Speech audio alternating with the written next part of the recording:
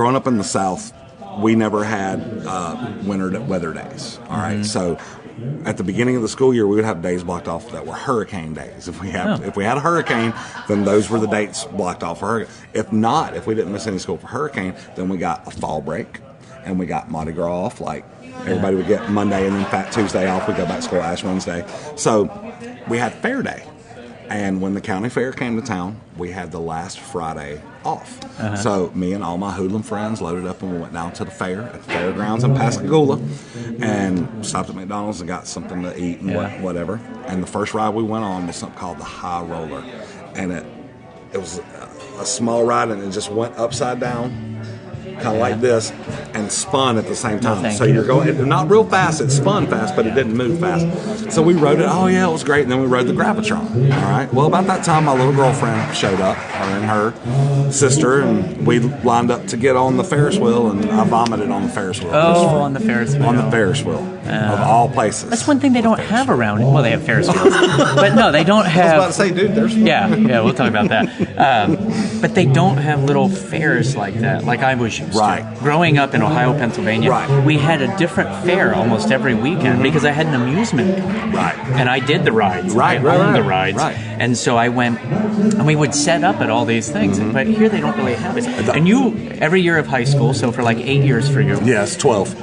You got to go to it. And we had like a Crawdad Festival. We had like the Italian Festival. We had tons of Rib Fest. Yes. Why don't they have that stuff? And see, they tried at one point, they tried to have Mardi Gras in Branson, but they did it in like September. Well, Mardi Gras is at the beginning of the year, you know. It all kind of hinges on when Easter is, really, as far as when Mardi Gras is. So they tried that, and they did a little parade and whatnot, you know. And the thing is it just loses traction. You know, it's like people are all about, yeah, we'll do it, and then they do it one year. It's like, oh, well, that was fun, that was nice. Do you think it's because we have all these different shows? We have the rides all the time. I think a lot of it has to do because we only have the county fair, which is in August or September out in Forsyth. All right, so where Celebration City is, before it was Celebration City, it was called Mutton Hollow. All right, and Mutton Hollow was like a fair.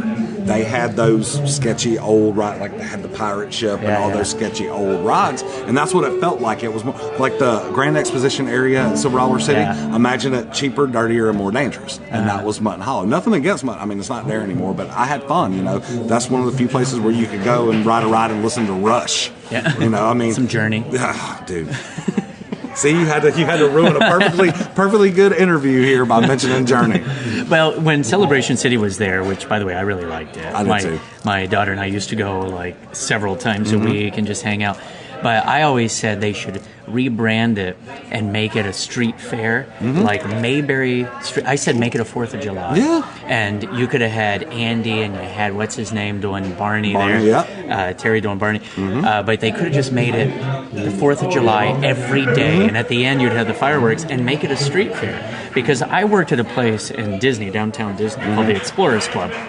And it was 1929, and it was New Year's Eve every day. And so you would go and you would do the Explorers Club, and everybody would be getting together, telling stories, all these actors, and you were in the middle of it. And then at the end of the night, everybody went outside and they had fireworks because it was New Year's 1930. And it was awesome. See, that was, if we had that, because you got everything. You got Mayberry, you got the 4th of July, you got a street fair. And I said, treat it like a street fair. Just sell tickets for the rides. What are the 3 F's here in town? Faith, flag, and family. You got them all. You would have them all. That would be great. See, I agree. And you know what really... Let's buy it. What was it? How much could it be? Well, you know... You got that newspaper money. Tell you what, I know I'm rolling in it, son. Maybe I could get me a paper route to add on to it. People still read those? Yes, they do. Hey, you'd be surprised, you know. I'm surprised every week. The thing about... So are they when they read it? They're like, oh, really? Mr. Clark's still writing for that paper, is he? The thing about Celebration City is, like, it was...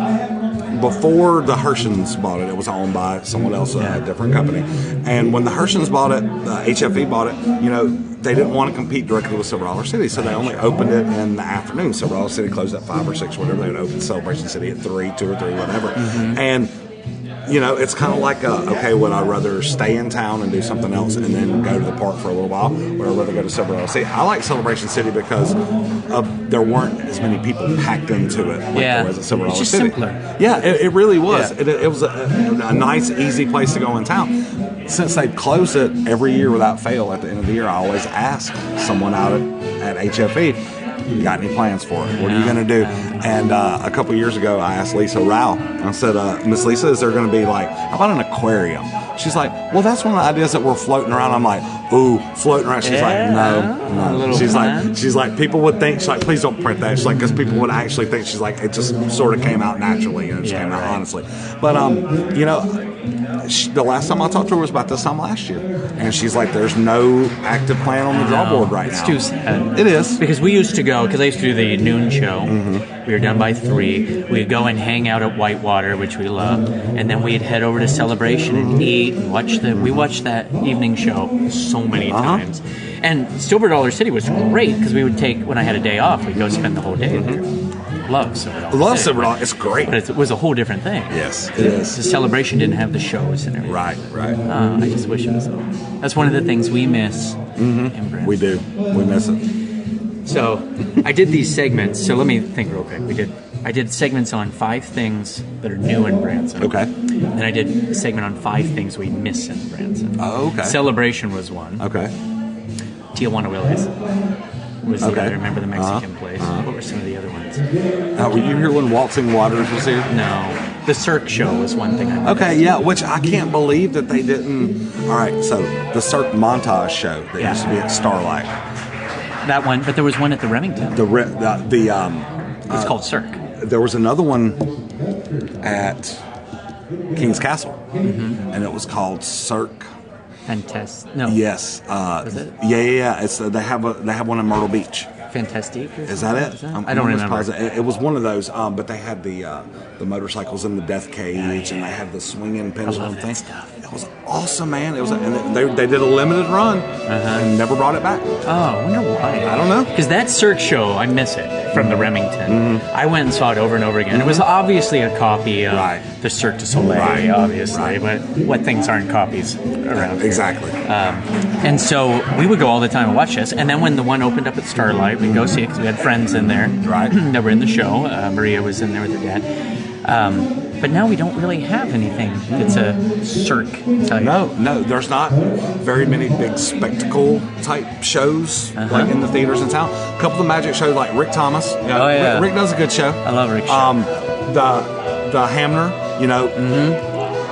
once Rick and Taylor and Reza came back, I talked to Dave Hamner, who I love me some Dave Hamner. And he said, well, what do you think about the new magic shows opening up? And I was like, well, I think it's cool, as long as they're all different. Yes, they're magic shows, but all these guys have different personalities, different shows and all that. I'm like, but Dave, you don't have anything to worry about because yours is a variety show. Right.